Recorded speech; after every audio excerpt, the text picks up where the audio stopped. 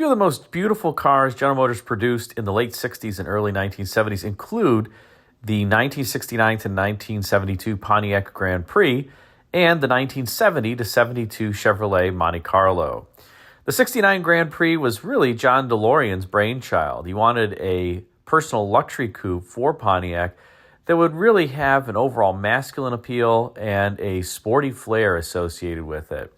Interestingly, DeLorean himself was the individual who picked the model names for the 69 Grand Prix, the Model J and SJ, which were patterned off of Duesenberg names.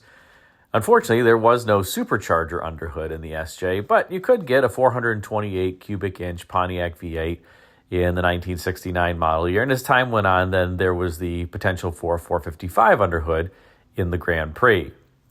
Chevrolet got a little bit jealous of the Pontiac Grand Prix success in 1970 and introduced a personal luxury coupe of their own, the Chevrolet Monte Carlo. The Monte Carlo was designed by GM designer Dave Holes, who had previously been in charge of Buick design, where he had led the overall styling of the 1966 Riviera, among other vehicles in Buick's lineup at the time.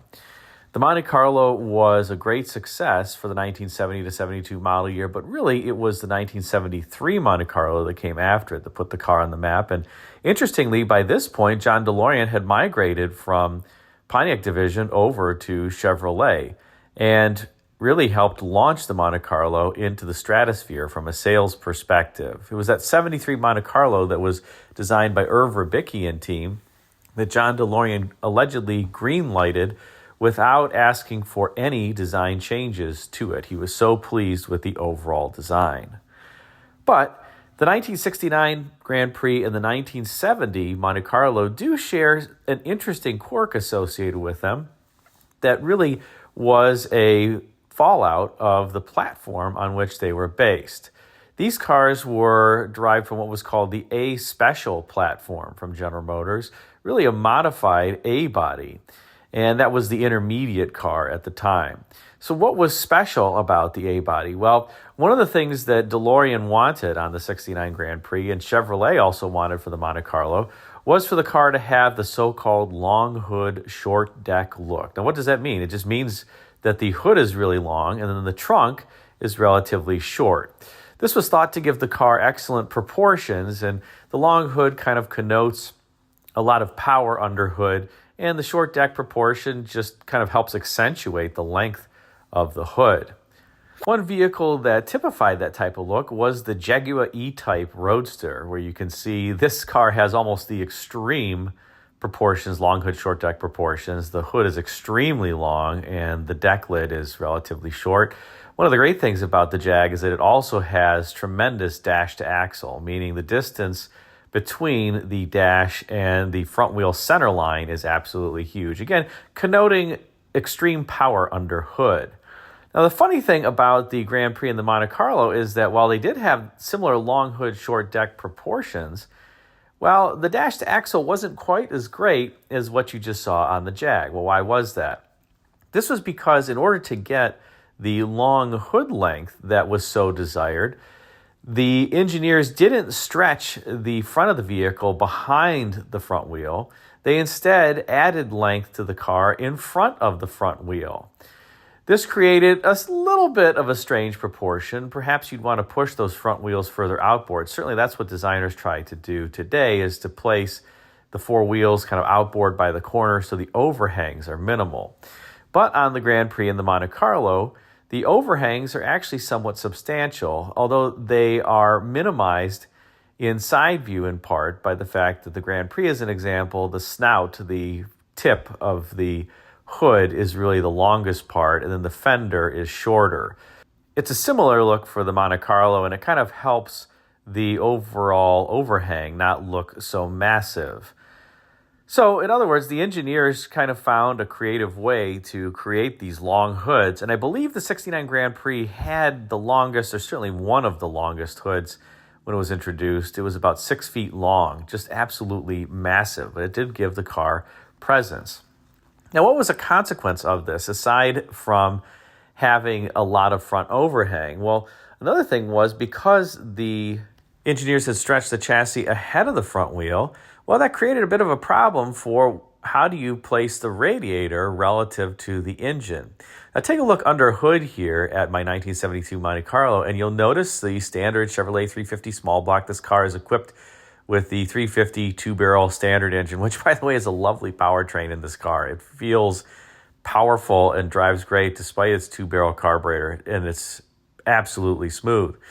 But you notice that there's this massive fan shroud between the radiator and the engine, and there's a huge amount of space in between the engine and the radiator. And that's because of the styling that was desired at the time, as I mentioned, and how the engineers decided to achieve that styling goal by lengthening the car ahead of the front wheel. So that placed the radiator further away from the engine. Now take a look here at some photos of the underhood area in a 69 to 72 Grand Prix, and you notice the same massive radiator shroud and that large distance between the engine and the radiator because, again, of the long hood design on the 69 Grand Prix. This doesn't really create any issues under hood. In fact, the shroud just helps pull the air through the radiator because the fan is so far back since it's attached to the engine. The shroud is needed to really ensure that the fan is effective. Without that shroud, the fan's turning and is not going to be nearly as efficient drawing air through the radiator. And interestingly, some of these cars, like my 72 Monte Carlo, despite the fact that it has air conditioning, the radiator from stock was just a standard 2-row radiator. It wasn't a large 3-row radiator. So the fan is definitely needed to make sure air is passing over those cooling fins and keeping the engine cool on hot days, especially when the air conditioning is running. Here's one last photo of a Grand Prix engine compartment from the time frame, and this engine has a lot of accessories. This car must be loaded. You can see the air conditioning compressor over there on the passenger side.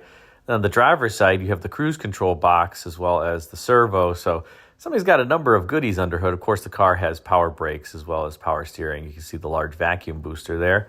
And while this entire setup kind of began with the 69 Grand Prix and the 1970 Monte Carlo, when the cars were redone for the 1973 model year, this setup really continued, as you can see here in a photo of the underhood area from a 1973 Monte Carlo. The same was true if you look here under the hood of a 1973 Grand Prix. And this was, again, because the 1973s had preserved this long hood, short deck look to them.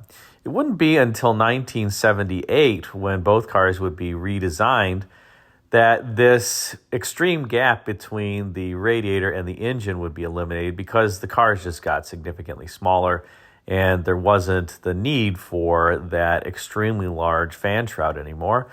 The cars did still have an overall long hood, short deck proportion, but the chassis was revised and the overhang in the front was not what it had been in the 1969 to 1977 Grand Prix, as well as the 1970 to 77 Monte Carlos.